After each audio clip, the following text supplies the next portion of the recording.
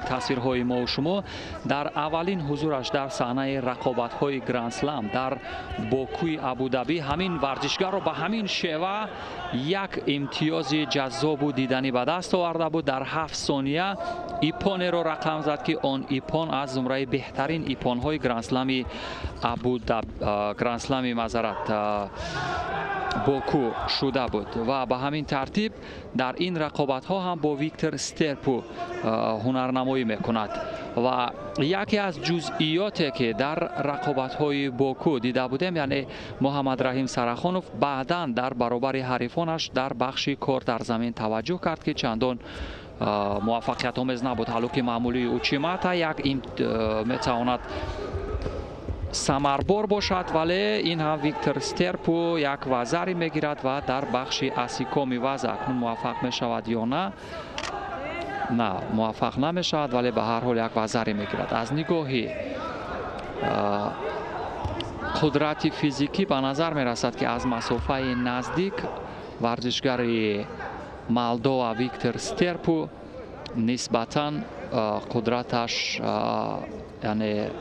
در حال خوب هست و محمد رحیم سرخانوف همون اصول را باید اجرا کند، چون در بخش پایزنی موفق بود. بار دیگر همون همون شیوه قپیدن که مسافه را نزدیک میکند و بالاخره وزری و به همین ترتیب خوشبختانه سرخانوف محمد رحیم توانست که وزری که داده بود جبران کند و به همین قدرت، به همین نیرو و به همین اقتداری که دارد می تواند در برابر هر گونه حریف در بخش سراپا پیروز شود. یک مرتبه دیگر اگر همین گونه وزری به دست بیارد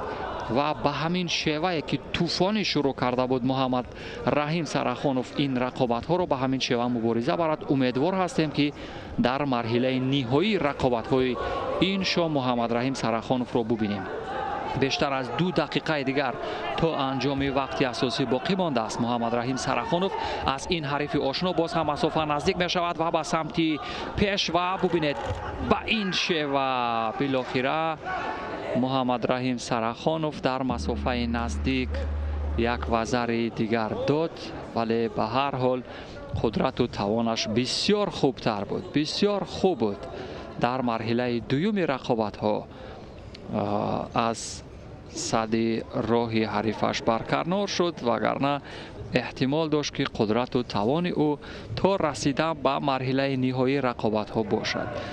ولی چی علاج؟ اکنون نتیجه 1-1 شد، یعنی یک بار محمد رحیم سرخانوف و یک بار ویکتور سترپو.